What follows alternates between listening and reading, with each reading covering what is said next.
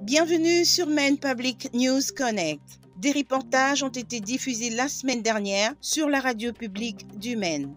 Maine Public News Connect a été conçu avec l'organisme Maine Immigrant Rights Coalition, particulièrement avec l'aide d'autres organismes tels que Present Maine, Gateway Community Services Maine, ainsi que la communauté congolaise et angolaise du Maine.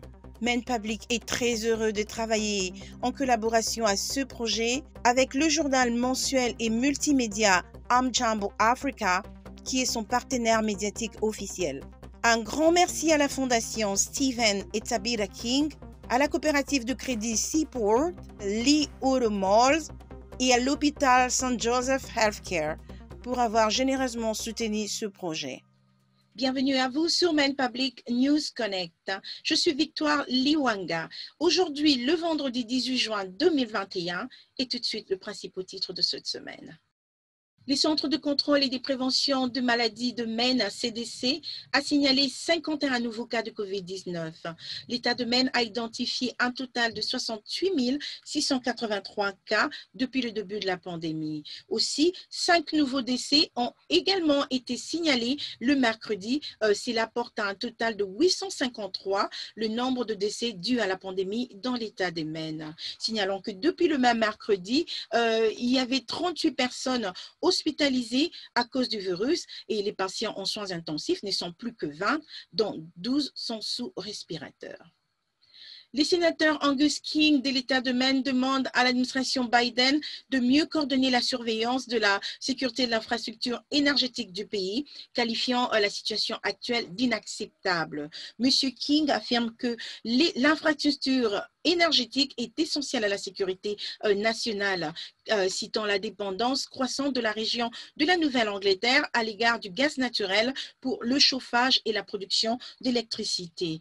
Selon lui, la responsabilité de la sécurité des pipelines est répartie entre plusieurs agences fédérales. Il a également soulevé la question avec la secrétaire d'État à l'énergie, Jennifer Granholm, le mardi dernier. La région de la Nouvelle-Angleterre connaît une grave pénurie de sang selon les responsables des hôpitaux. Le mois d'été sont généralement une période creuse pour le don de sang, mais le responsable des hôpitaux affirme que la pénurie est devenue extrême car la pandémie a retenu de nombreuses personnes à l'intérieur. Stephen Michaud, qui est le président de l'Association des hôpitaux de Maine, affirme que l'État dispose d'une réserve suffisante pour les services d'urgence, mais que certaines procédures médicales pourraient être reportées. Monsieur Michaud dit que l'État est proche de ce point critique et il encourage tous ceux qui le peuvent à faire un don de sang.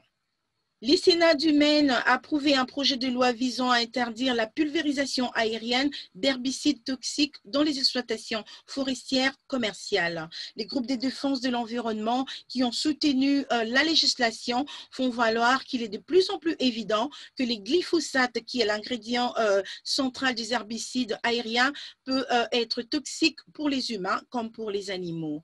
Aussi, la gouverneure Janet Mills a 10 jours pour signer le projet de loi, y opposer son veto ou permettre qu'il devienne une loi sans sa signature. C'est par ici que nous concluons ce bulletin. Je suis Victoire Liwanga. Merci d'avoir suivi Maine Public News Connect et merci à vous d'avoir été avec nous. Vous pourrez trouver d'autres nouvelles et informations en ligne sur mainepublic.org, sur Facebook ou sur Twitter @mainepublic.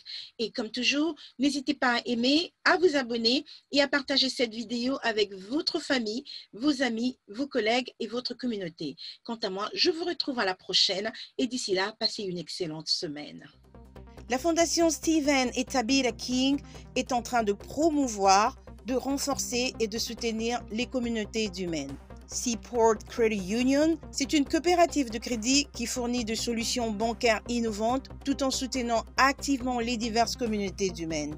Vous pouvez la retrouver en ligne sur seportcu.org. Lee Auto Malls, le concessionnaire automobile qui est une entreprise familiale et opère depuis 1936 avec des succursales entre la cité de Bangor et celle de Saco. Pour en savoir plus, visitez le site internet leeauto.com. St. Joseph Healthcare, un hôpital qui s'est engagé à fournir des soins et à guérir les différentes maladies humaines. Pour de plus amples détails, vous pouvez retrouver l'hôpital sur le site internet stjoeshealing.org.